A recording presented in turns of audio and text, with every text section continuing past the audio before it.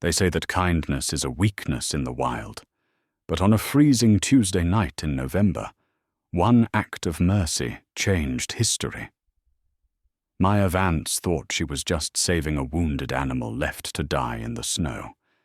She didn't know the massive white wolf bleeding out in the ditch was Julian Thorne, the exiled Alpha King of the Blackwood dynasty. She didn't know that by cutting the silver chains binding his paws, she was declaring war on the most dangerous family in the state.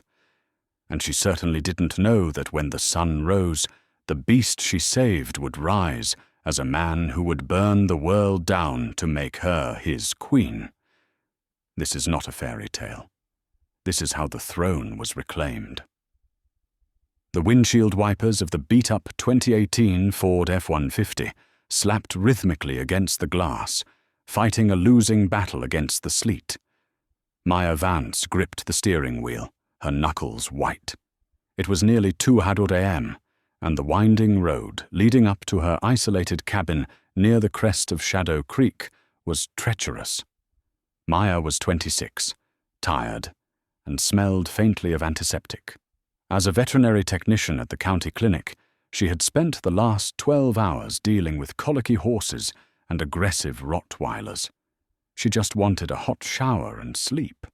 But as her headlights swept across the dense tree line near mile marker 42, something flashed in the darkness. It wasn't the reflective eyes of a deer. It was something metallic. Maya slowed down, squinting. A massive shape lay half buried in the snowbank on the shoulder of the road. At first, she thought it was a bear, but the fur was stark white, matted with mud and dark crimson blood. "God," she whispered. Against every survival instinct she had, Maya pulled the truck over. She grabbed the heavy maglite from the glove box and stepped out into the biting wind. Her breath plumed in the air as she approached the ditch. It was a wolf, but it was impossible. No wolf in the Pacific Northwest grew to the size of a Great Dane. The creature was lying on its side, its breathing shallow and ragged. But it wasn't the size that made Maya's stomach drop. It was the restraints. Thick, gleaming chains were wrapped tightly around the wolf's front and hind legs. The metal seemed to sizzle against the animal's fur, burning the skin on contact. The smell of searing flesh mixed with the metallic tang of blood made Maya gag. "Easy," she whispered, raising her hands. "I'm not going to hurt you." The wolf's eyes snapped open. They were a piercing, unnatural amber. A low growl rumbled in its chest, vibrating through the frozen ground beneath Maya's boots. It tried to thrash, but the chains were staked deep into the frozen earth. Someone hadn't just trapped this animal. They had staked it out here to be tortured by the elements. Maya moved closer, shining, the light on the chains. They weren't steel. They were soft, gleaming white metal. Silver. She didn't believe in the rumors that floated around town.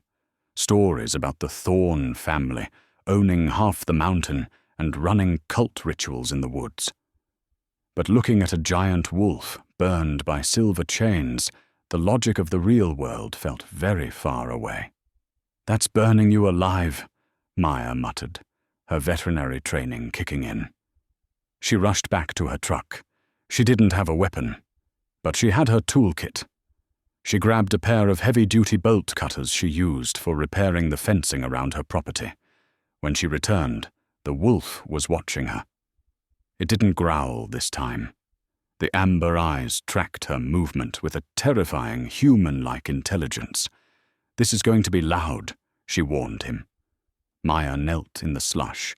The heat coming off the animal was intense, like a furnace. She positioned the jaws of the bolt cutters over the chain binding his front right paw. The metal was thick. She gritted her teeth, putting her entire body weight onto the handles. Snap. The chain gave way. The wolf whimpered, a sound so pained it broke her heart. She moved to the back legs. I know, she soothed. shivering as the sleet soaked her scrub top. 2 more, stay with me. She cut the second chain, then the third. As the final link snapped, the wolf didn't bolt. It slumped, its massive head resting on her knee. Maya froze. She saw the wound then, a deep gash in its side, likely from a serrated blade. He was losing too much blood. If she left him here, he'd be dead within the hour. "You're too heavy to lift," she told the wolf, panic rising in her chest. "But I can't leave you." The wolf looked at the open bed of her truck, then back at her. With a surge of agonizing effort, the beast pushed itself up. It stumbled, legs shaking, and collapsed halfway onto the tailgate. Maya didn't think. She shoved, grabbing handfuls of thick white fur, heaving the animal into the truck bed. She threw a tarp over him to hide him from passing cars, though out here there were none, and jumped into the driver's seat. She wasn't taking him to the clinic.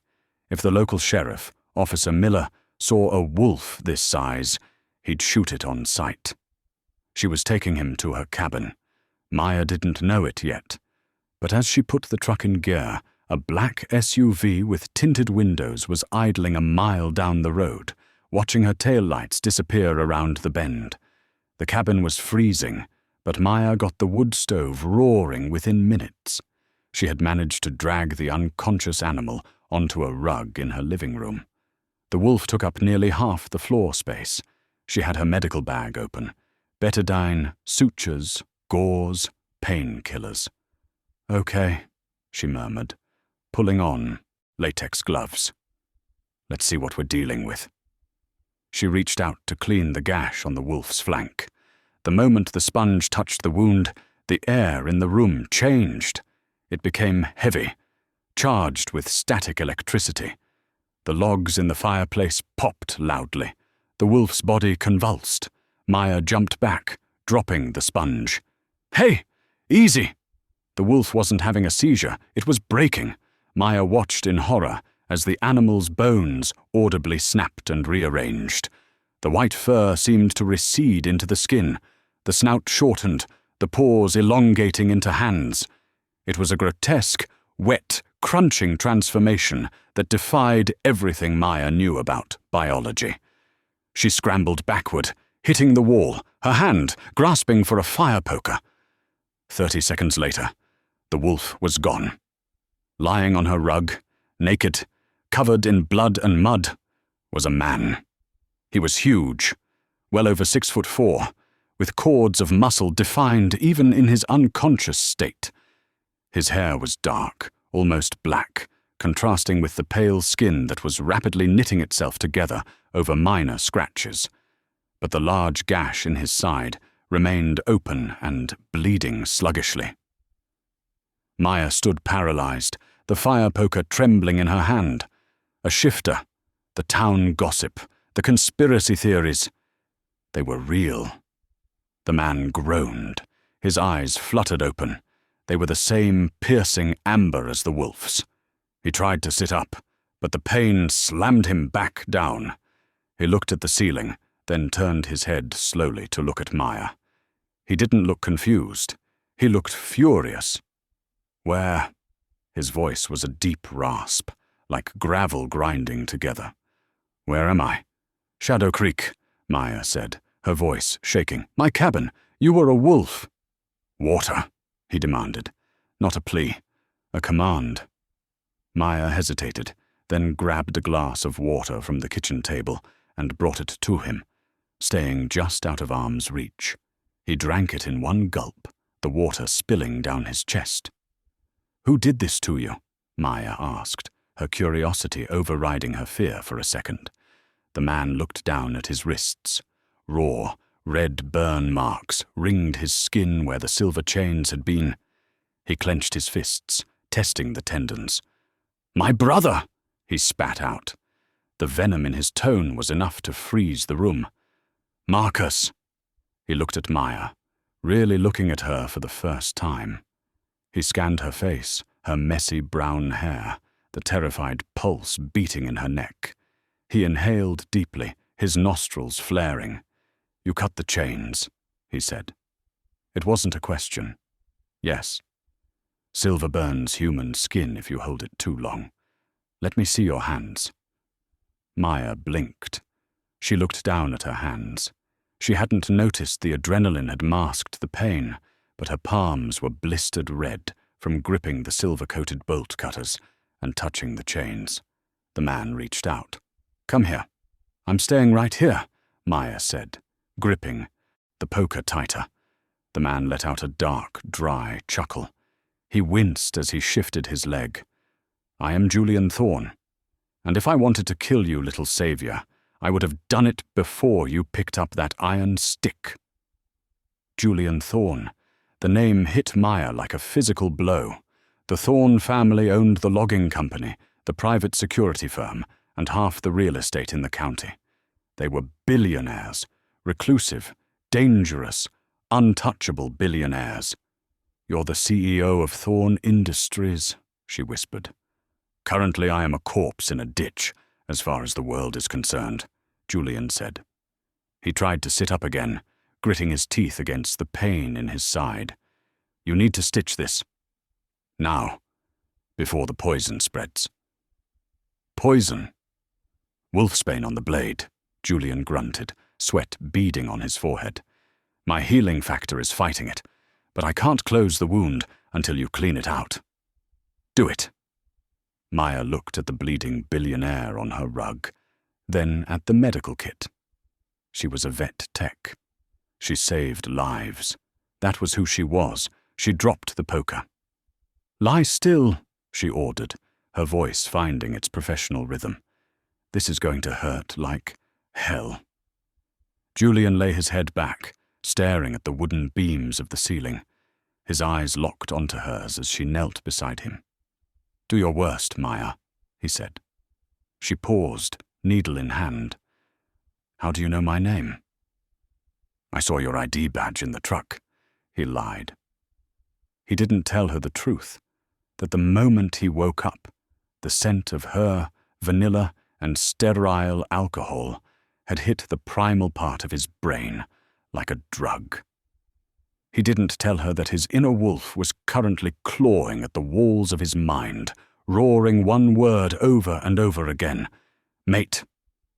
Maya poured the alcohol over the wound. Julian didn't scream. He just stared at her, his amber eyes burning with the intensity that made her feel like she was the one on fire. Outside, the wind howled, masking the sound of tires crunching on the gravel driveway. Someone is here, Julian whispered, his body going rigid. Maya froze. No one comes out here this late. Turn off the light, Julian commanded, his voice low and lethal. Now.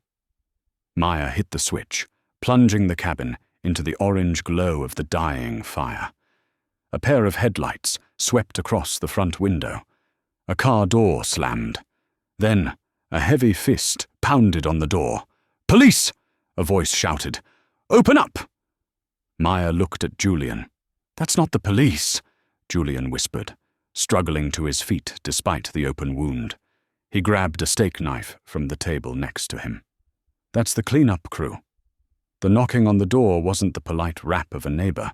It was the heavy, authoritative pounding of law enforcement, or someone pretending to be.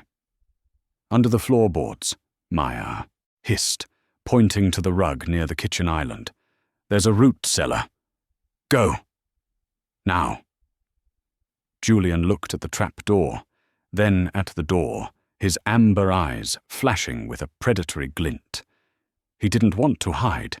His instincts were screaming at him to tear the intruder apart, but he was bleeding, poisoned, and unarmed. If he shifted now, the wolfsbane in his blood would stop his heart before he could rip out a throat. If they touch you, Julian growled, gripping her arm with a strength that bruised, I will kill them. Just get in! Maya shoved him toward the hatch. He slid into the darkness of the cellar, just as the handle of the front door jiggled violently. Maya kicked the rug back over the seam of the trap door, grabbed a bottle of bleach spray and a rag, and frantically wiped at the blood smear where Julian had been lying. Bang! Bang! Bang! Open the door, Miss Vance. We know you're in there. Maya took a breath, smoothed her scrub top, and unlocked the deadbolt. She opened the door just a crack, leaving the security chain on. Standing on her porch was a man in a sheriff's deputy uniform. He was tall, with a buzz cut, and cold, watery blue eyes. The nameplate on his chest read, Cale. Maya knew Officer Miller, the town sheriff. She had never seen this man before. "Can I help you, Deputy?" Maya asked, keeping her voice steady despite the hammer of her heart against her ribs. "We had a report of a disturbance," Deputy Cale said. He didn't smile.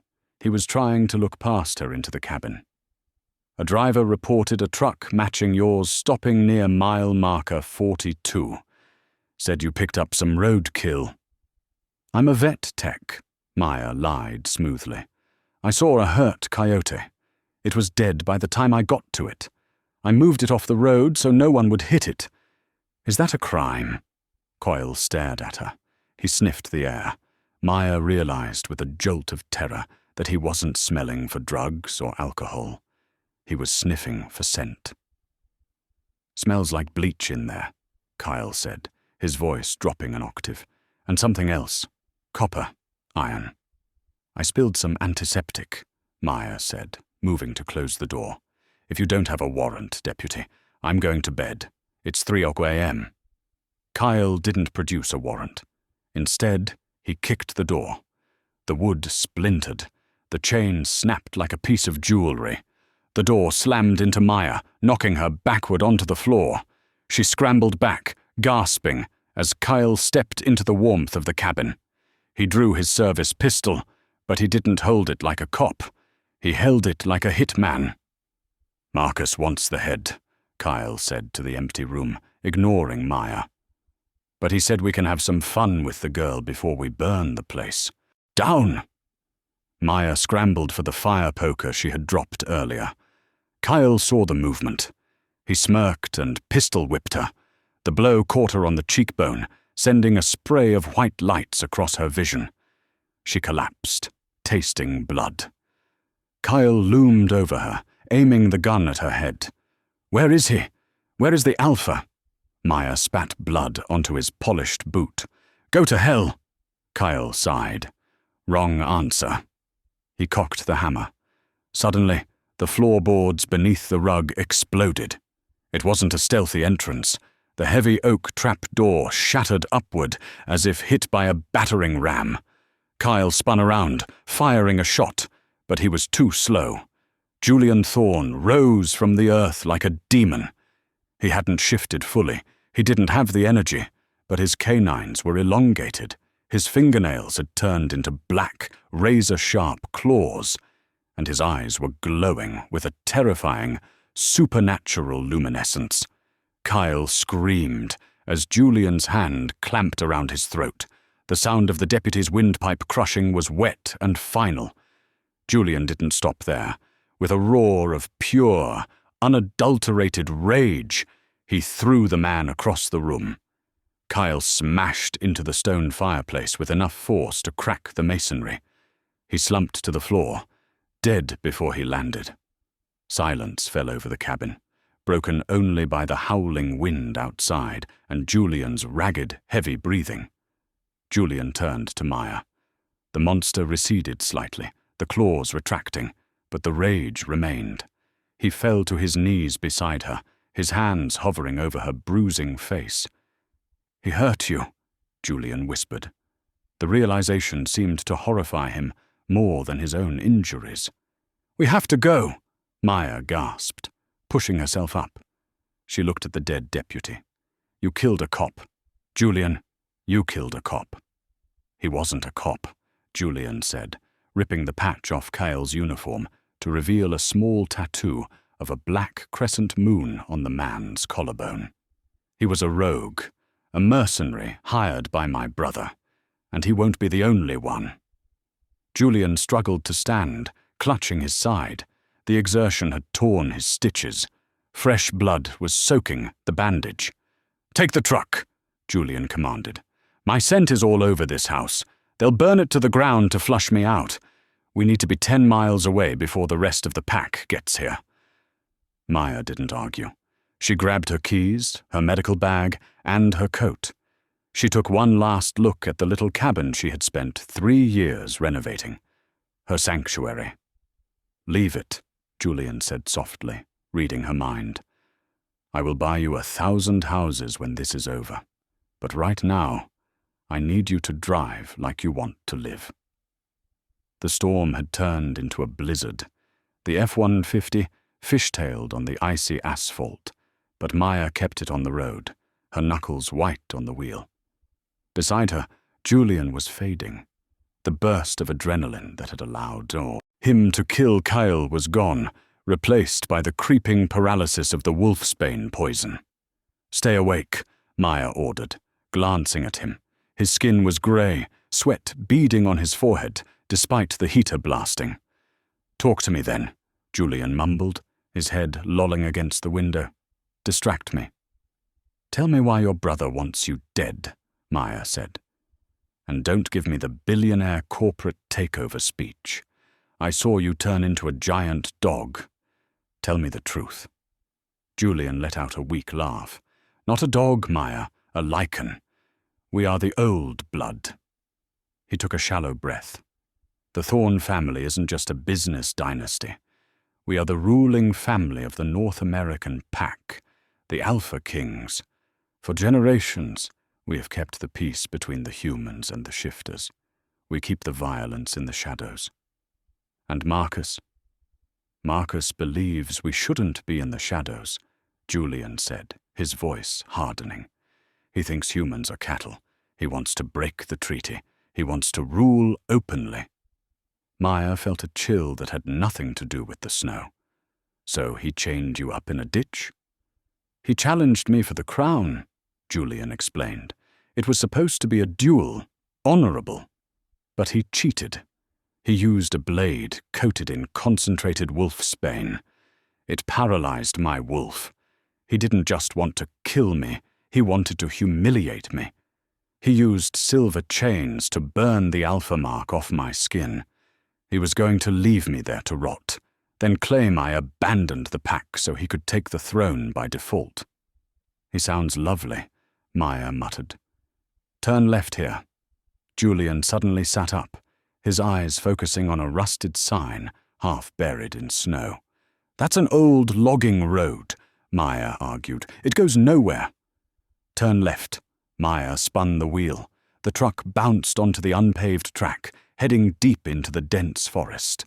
They drove for 20 minutes in silence until the trees cleared to reveal a massive, derelict industrial complex.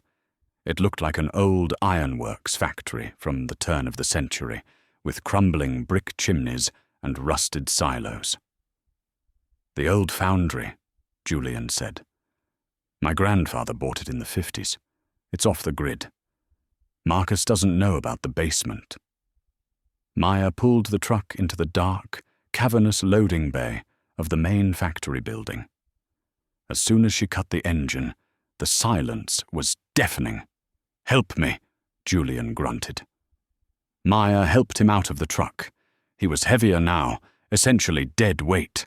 They limped through the dusty factory floor to a heavy steel door disguised as an electrical panel. Julian placed his bloody hand on a hidden scanner. Beep. The door hissed open, revealing not a dusty basement, but a pristine, high-tech elevator. They descended 3 stories underground. When the doors opened, Maya gasped.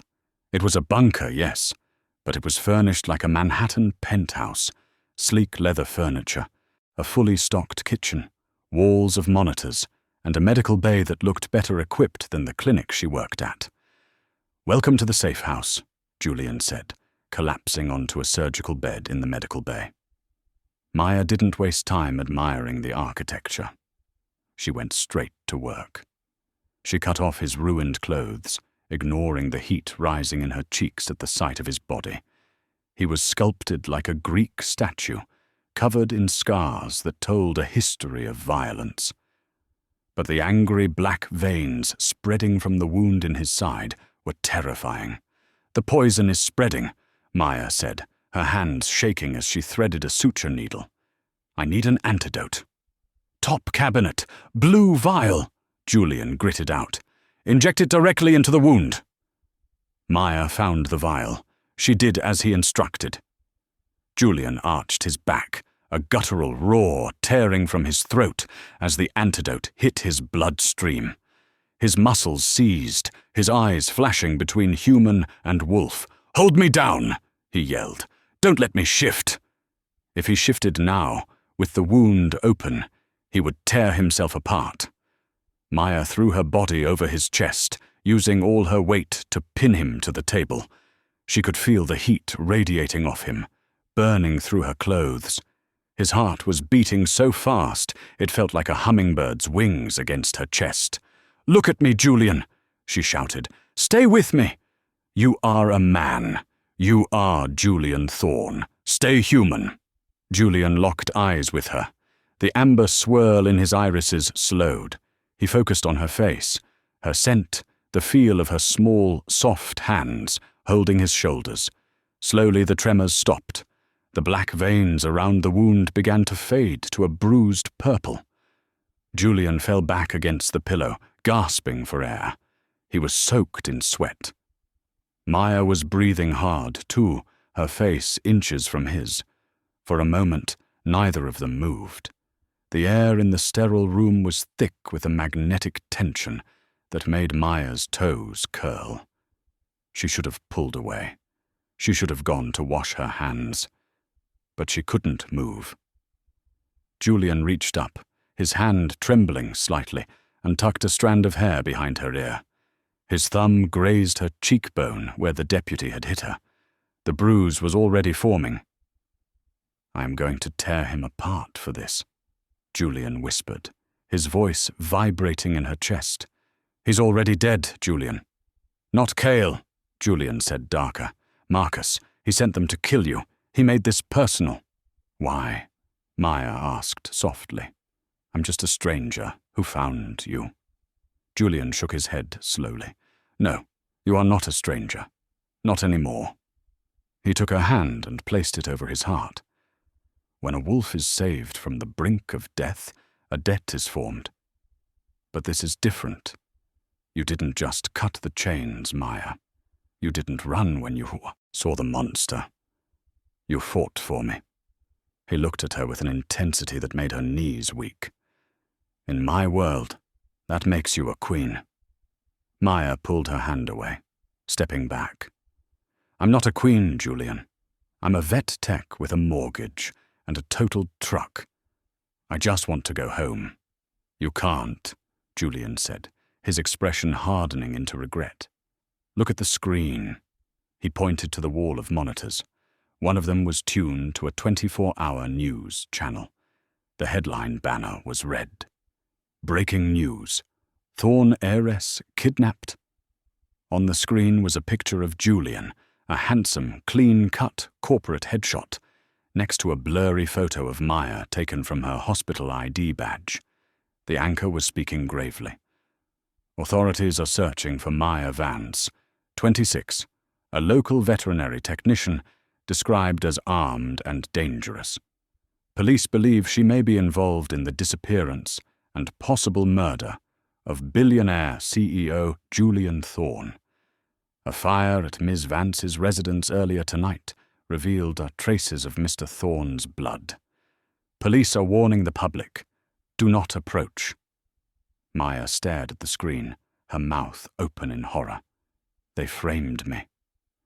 "Marcus is controlling the narrative," Julian said, sitting up.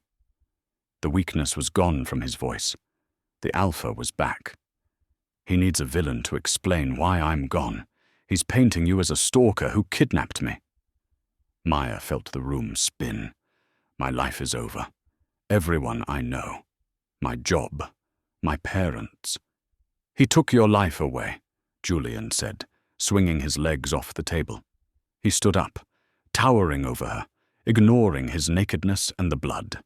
He looked like a god of war preparing for battle. "He took your life," Julian repeated. "So now, I'm going to give you mine. We aren't hiding in this hole, Maya. We're going to retake the city." "How?" Maya whispered. "It's just us." Julian walked to a biometric safe on the wall. The metal door clicked open. He pulled out a black tactical vest and a sleek, silver smartphone. "It's not just us," Julian said, turning to her with a feral grin. "I was exiled. I was beaten. But I am still the Alpha King. And tonight, I'm going to call the bannermen who are still loyal. The silver chains are off, Maya, and the hunt begins now." The sun had set, plunging the Pacific Northwest into a deep, bruised twilight. Inside the bunker, the air was thick with the smell of gun oil and brewing coffee. Maya sat at the steel kitchen island, watching Julian pace. He was dressed now, wearing a dark tactical turtleneck and cargo pants he had pulled from the armory. He looked every inch the soldier, the predator, but Maya could see the slight hitch in his step. The wound in his side was knitting, but the wolfsbane had left a tremor in his hands that he was trying desperately to hide.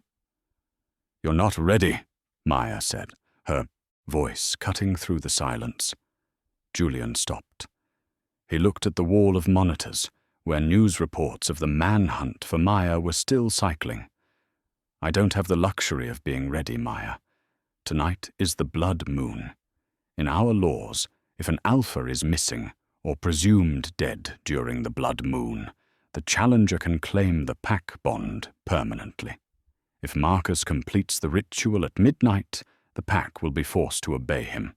Physically forced, their free will gone." "So we have 6 hours," Maya checked her watch, "to overthrow a billionaire warlord who has a private army." "I don't need an army," Julian said, checking the magazine of a Glock 19. "I just need the Grey Guard." "Who?" "The old wolves, the ones Marcus retired because they were too loyal to my father. They've been waiting for a reason to bite." A buzzer sounded on the security console. "They're here," Julian said. He hit a button, and the freight elevator doors at the far end of the bunker groaned open. 3 figures stepped out. The first was a mountain of a man named Silas. He was older, his hair steel grey, with a scar running from his temple to his jaw. He wore a mechanic's jumpsuit stained with grease, but he moved with the silent grace of a killer. The second was a woman, sharp and angular, dressed in expensive leather. Her name was Eleanor. She held a sniper rifle case like it was a purse. The third was a young man, barely 20, tapping furiously on a tablet. This was Jax, the tech specialist. They stopped when they saw Julian. Silas dropped to one knee, bowing his head. Elena and Jax followed suit. "My king," Silas rumbled. "We thought you were Ash."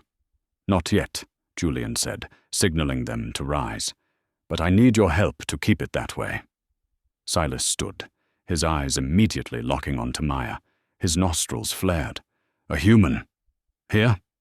"She saved my life," Julian said, his voice dropping to that dangerous low register. "She is the reason I am standing here. She is to be treated as High Council. Is that clear, Silas?" Silas looked at Maya, his eyes narrowing. He didn't like it. Shifters and humans rarely mixed without bloodshed. But he nodded. "Understood." "What's the situation?" Julian asked, moving to the tactical table. Jax swiped his tablet, throwing a schematic onto the large central screen. It was a blueprint of the Thorne Industries headquarters, a 50-story glass needle in the center of the city. "It's a fortress," Jax said fast. "Marcus has moved the ritual from the ancestral grounds to the penthouse boardroom. He wants to televise it to the other Alpha families. He's got 3 rings of security. Local police on the street, private contractors in the lobby, and the elite guard on the top floor. Plus, he has something else." "What?" Julian asked. "Silver mist sprayers in the ventilation," Jax said grimly.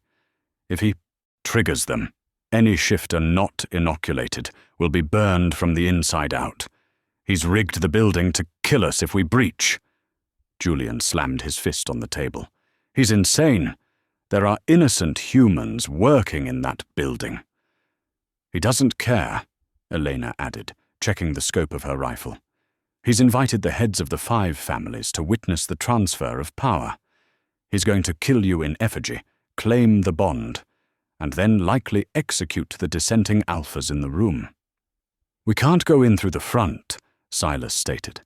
"It's suicide." Julian looked at the blueprints, his amber eyes scanning every exit and entry. Then he looked at Maya. "We can't get in as wolves," Julian said slowly.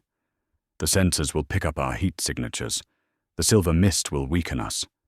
But they won't be looking for a human." The room went silent. Everyone looked at Maya. "Me?" Maya laughed nervously. "I'm a vet tech. I fix cats.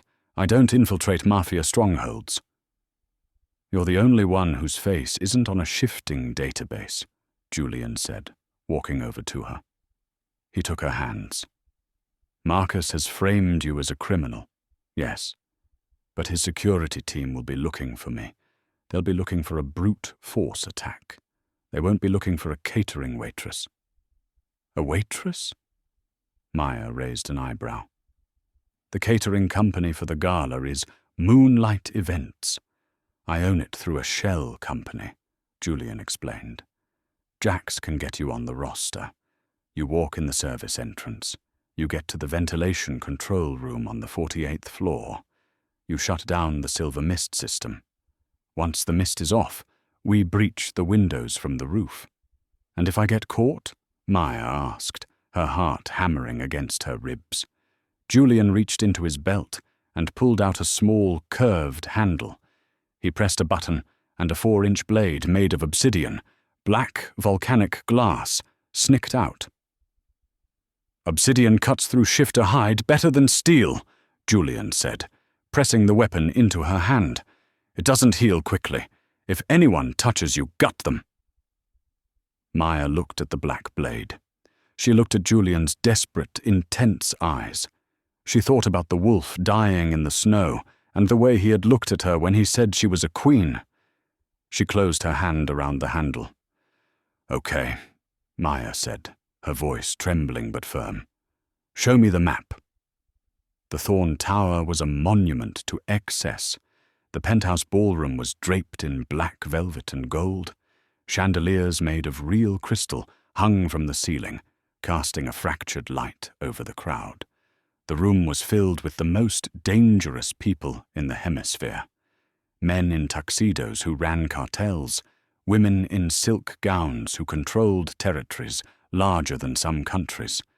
They were sipping champagne, but the air was thick with the scent of ozone and musk, the smell of aggressive pheromones. Maya kept her head down. She was wearing a crisp white shirt, black vest, and trousers, carrying a tray of hors d'oeuvres. Her brown hair was pulled back in a tight bun, and she wore thick-rimmed glasses Jax had given her to obscure her face from the facial recognition cameras. "Checkpoint Alpha is clear," Jax's voice buzzed in her hidden earpiece. "You're doing great, Maya. Just keep moving. The service elevator is past the bar." Maya moved through the crowd, her heart beating so loud she was sure the shifters could hear it. She offered a crab cake to a man with a scar across his eye. He sniffed the air near her, frowning. "You smell afraid," the man rumbled. "First night on the job, sir," Maya squeaked, terrified of dropping the tray. The man grunted and turned away. Maya exhaled shakily and slipped through the double doors into the kitchen. It was chaos. Chefs were shouting. Pans were clanging. Maya ditched the tray and moved toward the service elevator. She swiped the cloned keycard Jax had printed for her. Access denied. Maya froze. The light blinked red. "Jax," she whispered. "It's not working. Marcus must have updated the encryption codes an hour ago." Jax cursed in her ear. Okay, Plan B. You need a biometric bypass. You need a fingerprint from someone with level 5 clearance. Where am I supposed to get that? Maya hissed, pretending to wipe down a counter as a sous chef walked by. There's a security chief named Vargas. He's usually by the south exit of the ballroom. He's unpleasant, but he has the clearance. Maya gritted her teeth. Fine. She grabbed a fresh bottle of champagne and a glass. She walked back out into the ballroom. She spotted Vargas immediately. He was a brute of a man, barely fitting into his suit, standing by the door with his arms crossed. Maya walked up to him. Champagne, sir? Vargas looked down at her with a sneer. Staff aren't supposed to speak to security. Apologies, Maya said, feigning clumsiness. She tripped, splashing a generous amount of champagne onto his jacket sleeve. You stupid bitch, Vargas snarled, grabbing her wrist. This was it. Maya didn't pull away. She used her free hand to frantically apologize, grabbing his other hand, the one not holding her, ostensibly to steady herself. In reality, she was pressing a clear piece of adhesive tape Jax had given her against his thumb. I'm so sorry. I'll get a towel, Maya cried. Vargas shoved her away. Get out of my face before I throw you off the balcony. Maya scurried back to the kitchen, clutching the piece of tape in her sweaty palm. Got it, she breathed. She ran back to the elevator, pressed the tape over the scanner. Beep. Access granted. The doors slid open. Maya stepped inside and pressed the button for the 48th floor. As the elevator rose, the silence was heavy. She was alone in a metal box, ascending into the belly of the beast. When the doors opened on 48, it wasn't a hallway. It was a server room, humming with blue lights and the sound of massive cooling fans. The ventilation override is the yellow panel on the north wall, Jax directed. Maya ran to it. It was a complex array of switches and a digital interface. Plug in the drive, Jax said. Maya inserted the USB drive Jax had given her. The screen flickered. A loading bar appeared. System override, 20%, 40%. Well, a smooth, cultured voice echoed from the shadows. I wondered how long it would take.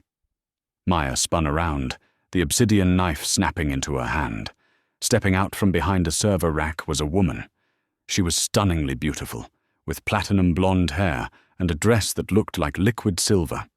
Her eyes were a cold, pale blue. Lydia, Jax whispered in Maya's ear. Marcus's mate. Maya, run. Lydia didn't look like a physical threat. She looked like a runway model. But the way she moved, predatory, silent, triggered every alarm bell in Maya's head. You must be the little vet, Lydia smiled, revealing teeth that were just a little too sharp. Marcus was worried about Julian coming back, but I told him, Julian is weak. He falls for broken things. He's not weak, Maya said, her voice shaking but defiant. He's a king, Lydia laughed. It was a harsh, barking sound. He's a corpse, and so are you. Lydia lunged. She moved faster than a human could track. One moment she was 10 feet away. The next her hand was around Maya's throat, slamming her against the metal server rack. The impact knocked the breath out of Maya. She slashed blindly with the obsidian knife. The blade caught Lydia's arm. Lydia shrieked, a sound that wasn't human. Smoke rose from the cut where the obsidian touched her skin. She dropped Maya, clutching her arm. You little rat! Lydia's face contorted, her human features stretching into a muzzle for a split second. Maya didn't wait. She scrambled to the control panel. System override, 99%. Lydia recovered instantly. She grabbed Maya by the hair and threw her across the room. Maya skidded across the floor, crashing into a stack of hard drives. Pain exploded in her ribs. Lydia stalked toward her, claws extending from her manicured fingertips. I'm going to peel the skin off your face and wear it to the after party." Maya looked at the screen. Override complete. Ventilation systems off. She grinned through the blood in her teeth. Too late. Crash. The floor-to-ceiling windows of the server room shattered inward.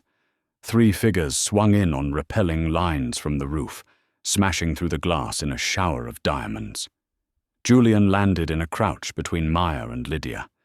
He wasn't human anymore.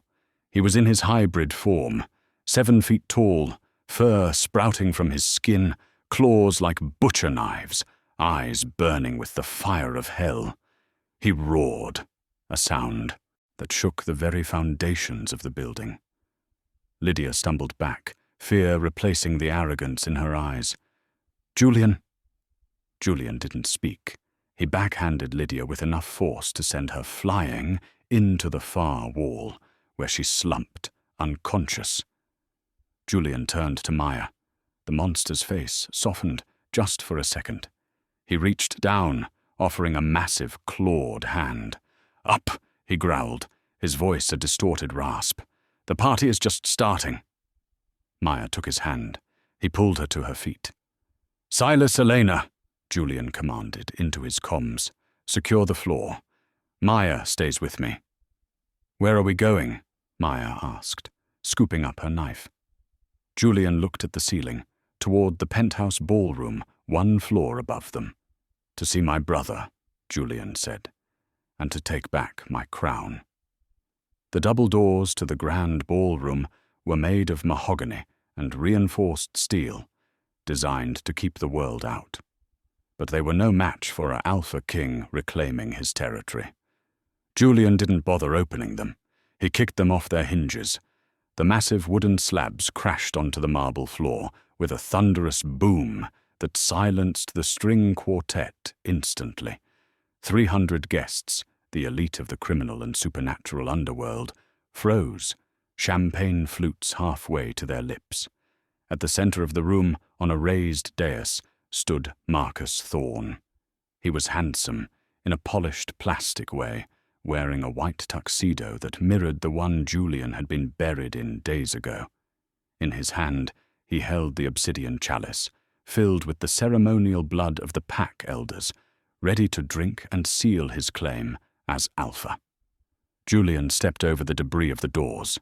He was a nightmare brought to life, blood-spattered, half-shifted, radiating a raw, killing power that made the air vibrate. Beside him stood Maya, her waitress uniform torn, clutching the obsidian knife, her face pale but her chin held high. "I believe," Julian's voice rolled across the silent room like thunder, "that seat is taken." Marcus lowered the chalice. He didn't look terrified. He looked annoyed, like a man whose dinner reservation had been cancelled. "Ladies and gentlemen," Marcus announced smoothly, gesturing to Julian. "My brother has returned from the grave. Tragically, it seems the madness that plagued our father has taken him too. Look at him. He brings a human pet into the sacred circle. He is unfit." "He didn't bring a pet," Maya stepped forward, her voice cutting through the tension. "He brought a witness." Marcus laughed. "A witness? To what? Your own execution." He snapped his fingers. "Kill them." The elite guard, 12 men dressed in tactical armor, moved to intercept. These were not common thugs. They were wolf-born soldiers. "Silas!" Julian roared. From the shattered windows above, Silas and Elena opened fire from the rafters. Not with bullets, but with tranquility darts, loaded with concentrated sedative. 3 guards dropped instantly. Chaos erupted. The guests screamed and scrambled for the exits. But the doors were blocked by the grey guard. Julian didn't look at the guards. He looked at Marcus. He broke into a run, tearing through the remaining security detail like they were made of paper. A guard swung a stun baton. Julian caught it, snapped the man's arm, and tossed him into a buffet table filled with ice sculptures. Marcus finally realized this wasn't a debate. It was a slaughter. He dropped the chalice. the red liquid staining the white carpet, and stripped off his jacket. "You want the crown, Julian?" Marcus shouted, his eyes glowing a sickly yellow. "Come and take it." Marcus shifted. He was large, a grey-furred beast, but he lacked the sheer, muscular density of Julian. Julian didn't shift fully. He wanted Marcus to know he was being beaten by a man. He collided with the grey wolf, catching Marcus's snapping jaws with his bare hands. The force of the impact cracked the dais. They rolled across the stage, a blur of fur and fists. Marcus slashed Julian's chest, reopening the wound from the ditch. Julian grunted, but didn't slow down. He drove his knee into Marcus's ribs, hearing the satisfying crunch of bone. Meanwhile, Maya was backed against a pillar. One of the guards who had avoided the tranquilizers, a massive man with a shaved head, cornered her. "Little waitress," he sneered, drawing a serrated knife. Maya remembered what Julian had told her in the bunker. Obsidian cuts deeper. She didn't retreat. She feinted left, dropped to her knees as the guard swiped high, and drove the black volcanic blade upward into the soft tissue of his thigh. The guard howled, dropping his weapon. Maya grabbed a heavy crystal decanter of whiskey from a nearby table and smashed it over his head. He crumbled. Maya looked up just in time to see the end of the war. Julian had Marcus pinned to the floor. The grey wolf was thrashing, whimpering. Julian's hand was wrapped around Marcus's throat, squeezing. "Yield!" Julian roared, the sound causing the chandeliers to rattle. "Yield to your king!" The grey wolf dissolved, shifting back into the naked, broken form of Marcus. He gasped for air, his face purple. "I yield," Marcus wheezed. The room fell deadly silent. The surviving guards dropped their weapons. The gathered alphas of the other families, men and women, who respected only strength, bowed their heads. Julian stood up. He was bleeding from a dozen wounds, breathless, terrifying. He looked at the crowd. "The Thorne family has been rotted from the inside," Julian declared, his voice rough. "Marcus tried to sell our secrecy for power. He tried to break the treaty." Julian turned to Maya.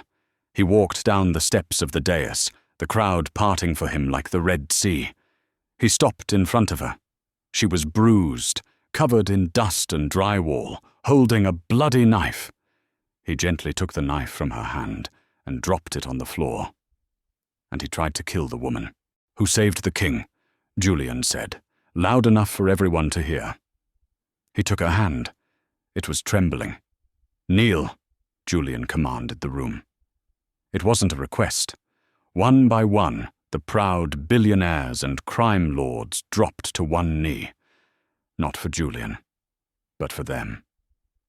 "They aren't kneeling for Maya," Julian whispered, lifting her hand to his lips, kissing the knuckles that were still raw from cutting the silver chains. "They are kneeling for the Queen." 3 months later, the snow had melted in Shadow Creek. The old cabin was gone. In its place, construction crews were laying the foundation for a sprawling timber and glass estate that overlooked the valley. Maya sat on the hood of a brand-new Range Rover, watching the sunset. She wasn't wearing scrubs anymore. She wore a cashmere coat and diamond earrings that cost more than her old truck. A hand rested on her shoulder. Julian stood beside her. He looked different. The dark circles were gone. The scars faded. He was the CEO again, the king, but his eyes were soft when he looked at her. "The council voted today," Julian said. "They want to officially induct you into the pack at the spring equinox. It's never been done for a human before." "And if I say no?" Maya teased, leaning back against him. "If I just want to be a vet tech?" "I bought the clinic," Julian shrugged. "You can run it. You can turn it into a spa for poodles for all I care, as long as you come home to me." Maya smiled. She looked at the silver chain bracelet on her wrist. It was made from the melted-down links of the chains she had cut off him that night in the ditch. A reminder. "I'm not going anywhere, Julian," she said. He kissed her, a deep, possessive kiss that promised a lifetime of trouble and passion. From the tree line, a chorus of howls erupted, echoing through the mountains. The pack was singing, not for the moon, but for the alpha and his mate. That is the story of how a single act of kindness in a snowy ditch brought down an empire. Maya didn't just save a wolf, she saved a king, and in return, he gave her the world. It proves that sometimes the scariest monsters aren't the ones with claws, they're the ones in suits who betray their own family. And the real heroes? They're the ones brave enough to cut the chains. If you enjoyed this story of betrayal, revenge, and romance, please hit that like button. It really helps the channel grow. Did you think Maya should have let Julian kill Marcus, or was mercy the right choice? Let me know in the comments below. And don't forget to subscribe and ring the bell so you never miss another story from the wild. Thanks for watching, and I'll see you in the next chapter.